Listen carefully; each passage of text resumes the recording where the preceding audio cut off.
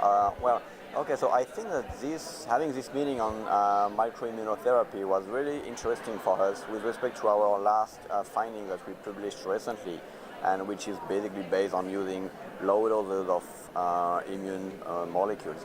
So I really wanted to have a chance to present and discuss our data with people working in the field, and I think this is really a nice place for this kind of discussion.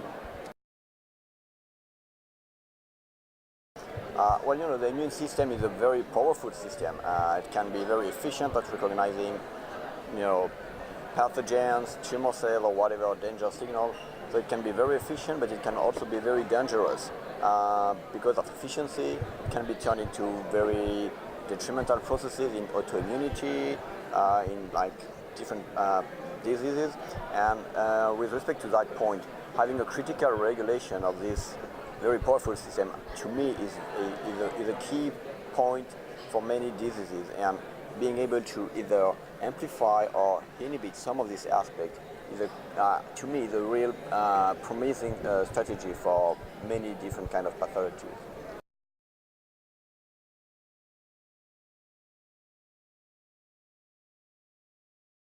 Well, such kind of approaches, for instance, using low dose of IL-2, which is a strategy we are working on, are already used in the clinics, and in different pathologies, proof of principle has already been generated in different pathologies. So I think it's not like the future. It's already going on, and some of these strategies are already efficient for some pathologies. So I think it's really a promising strategy.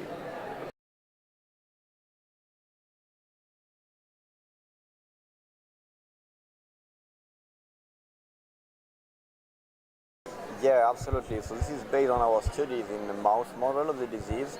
So we have been recently showing that modulating certain population of immune cells seems to be able to slow the disease progression, at least in mouse model. And this is kind of new way of envisioning immunotherapy in Alzheimer's disease as compared to what is already tested for now in the clinic. So basically, our point of view is that modulating peripheral immunity may in some way impact on disease progression in Alzheimer's disease.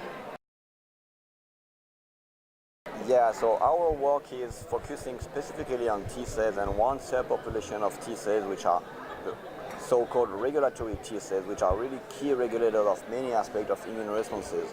And this is kind of unexpected in the field, because these population of cells were considered to be excessively detrimental in the context of Alzheimer's disease, and new data, including our studies, suggest that in contrast to what has been suspected for many years, actually modulating this population may be beneficial and may help to slow the disease progression. So our point of view is that these particular T cells are actually key player in the modulation of disease progression in Alzheimer's. Yeah.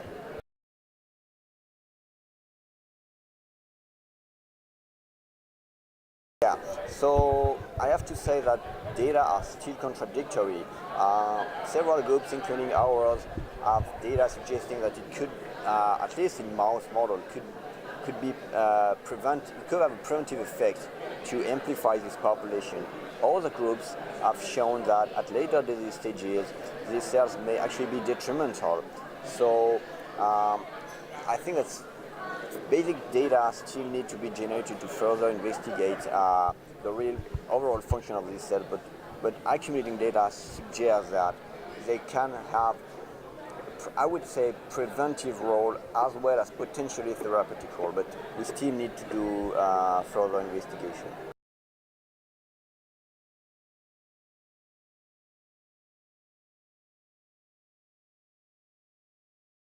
Well, this particular strategy, as I mentioned at the beginning, is already used in other pathology, totally unrelated to Alzheimer's disease. So basically, the proof of principle of using this kind of molecule at these doses is already validated. So we are now in the process of starting a first pilot clinical trial, a small-sized clinical trial, with the idea of validating our work that we've generated in the mouse model. Since, as I mentioned, there is also this kind of controversies we have to be cautious. So first a small clinical trial, and then hopefully if we have some beneficial data, we can envision a larger clinical trial. But first proof of principle can be started now in the clinics.